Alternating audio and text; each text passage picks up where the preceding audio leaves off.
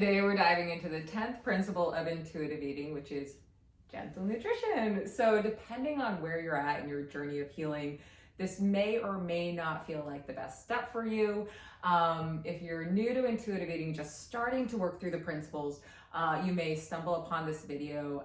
And yeah, it just may not feel good to you right now if you've been, if you're still in that diet mentality restriction mindset, this may not feel good to you. And there's a reason that gentle nutrition is placed at the end.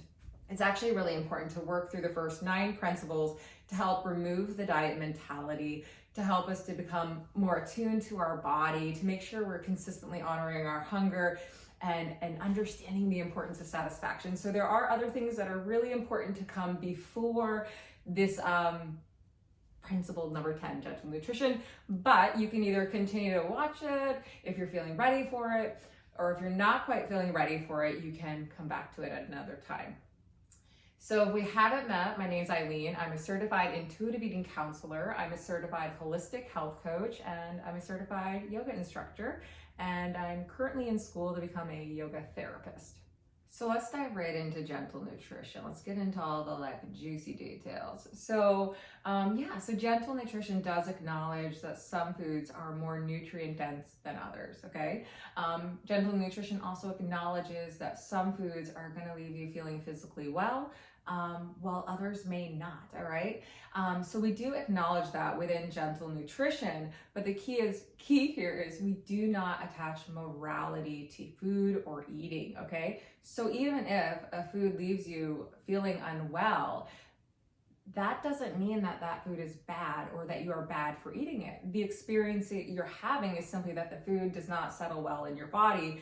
And then you get to make the choice from a place of freedom whether or not you want to continue eating that food. Okay, so we can very much acknowledge, right, the nutritional value of food, right, how food physically makes us feel, right, without making it a moral issue. And that is absolutely key here. So gentle nutrition takes into account tongue craving, which is really important. That's an important part of satisfaction. Honoring what our tongue is actually craving, okay? And that could be anything, right?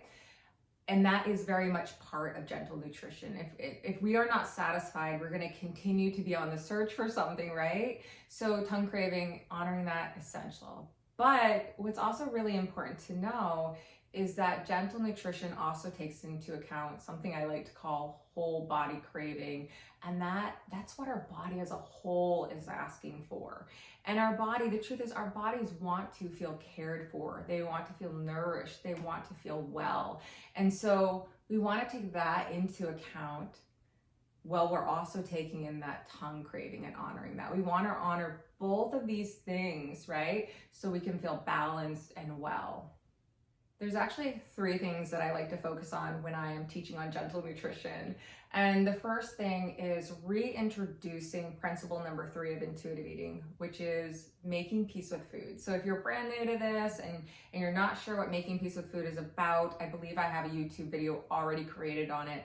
So you can go ahead and go and watch that. If I'm mistaken, and I don't, I'm pretty sure I do, but if I don't, then I'll create one. But so yeah, making peace with food is really, really important. A lot of times there are foods there that we've labeled good or bad. And so we want to bring in food neutrality, meaning that food is neither good nor bad, and we are neither good nor bad for eating it. And what that does, it allows us to have peace with food, right? And that's really important. And I find that once people get to principle number 10, a very common thing is, they start to feel like, oh my gosh, if I order a salad, because we actually do start to crave salads, but we start to crave salads when we're making peace with cookies, cakes, and chips, our body starts to crave salads. It's just the way that it goes, okay? So when we start to crave those salads, there's a little thing in our head, oftentimes that's like, oh, you're slipping back into the diet mentality, but you're not, all right? So I like to introduce making peace with food within gentle nutrition, so that people know if you want to eat a salad, you eat a salad and you enjoy that salad with freedom, okay? And that is so, so key. Like, diet culture doesn't own any foods, right? Any food that you want, you enjoy it, and you enjoy it with freedom.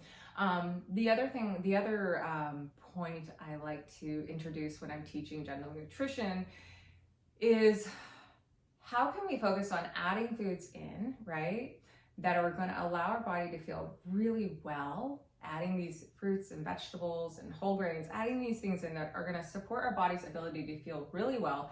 How can we do that and have them just also honor taste craving? Okay, so we do that by making sure that we're not restricting at all right? If you want a cheese sauce on your vegetables, if you want full fat salad dressing, if you want something else, right? If there's a way to make the vegetable or the fruit or whatever it is more appealing to you, to your unique preferences, then with freedom, you do that, all right? So gentle nutrition is about addition. It's not about subtraction. And the last thing I really like to bring in when I'm teaching gentle nutrition is something called body food choice congruence. And I kind of briefly touched on it already, but body food choice congruence is a form of interoceptive awareness. And if you're not familiar with that term, stay tuned, I'll be doing a video on it. But in a nutshell, that just means, it really just refers to our ability to check in with our body to determine how food physically feels in our body. So after eating, how is that food settling? How is that making us physically feel, all right? Is that food allowing us to feel well or maybe not, right? But it's important to know that when we're doing this from a place of care and not a place of judgment and shame, okay? And I think that is the really big piece here. And the issue arises when we followed diets, restrictive forms of eating, food rules. When we followed those things, it blocks our ability to really tune into our body in an authentic and honest way, because we've been following these external rules for so long. And so sometimes we have to go through a process of learning how to do that again, learning how to check in with ourselves without judgment to determine, hey, is this food settling well in my body? Is it leaving me feeling the way that I want to physically feel? Okay, and then we learn to make a decision from care versus restriction, right? And to support our body from a place of care so that we can just feel really well, because that is what this is all about.